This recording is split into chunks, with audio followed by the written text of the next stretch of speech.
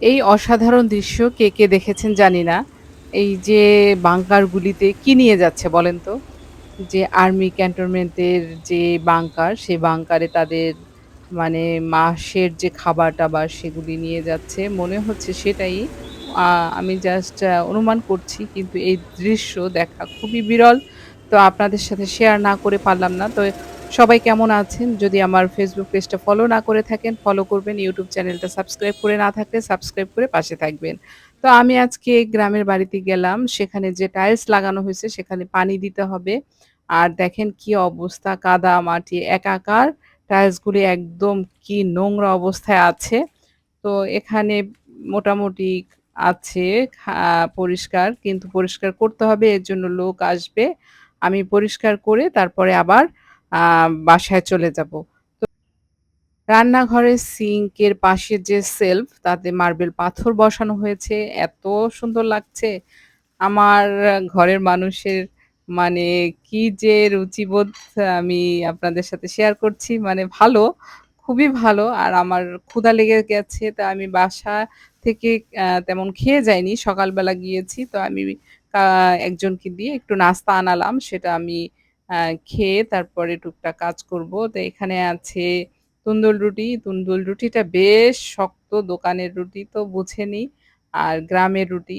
তো সেটা দিয়ে সবজি তরকারি সেটা খেয়ে নিচ্ছি। তো সবজি ভাজিটা খারাপ লাগে না। কিন্তু রুটিটা দেখতে পাচ্ছেন যে বেশ শক্ত। আমি একদম টেনে মানে ছিঁড়ে নিচ্ছি। আ কি আর করার? ক্ষুধা লাগছে। এখন ইট পাথর যাই পাই না কেন খেয়ে ফেলবো। তো বাসায় চলে আসলাম। বাসায় এসে সেই বাসার টুকটাক কাজ বলতে ওই রান্না-বান্না আরো যা থাকে সেগুলোও তো করতে হয়। শর্টকাটে যেটা রান্না করা যায়, চিকেন ছাড়া তো উপায় নাই। তাই চিকেন নিয়ে নিলাম। আর এটা কেটে রান্না করব। আলু দিয়ে একটু ঝোল করব। যাতে সবাই আসলে শর্টকাটে এটা আমার কাছে শর্টকাট মনে হয়।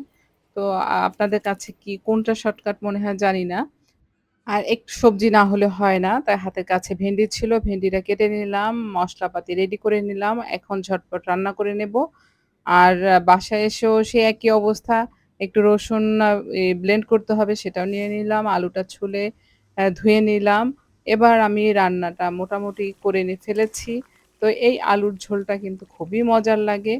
আর বাসায় ট্রাই করবেন। এর আগেও আমি দেখিয়েছি প্রায়ই আমরা বাসায় এই আলুর ঝোলটা করে থাকি। আর বাসায় ট্রাই করে অবশ্যই জানাবেন যে কেমন হয়েছে, কেমন লাগছে।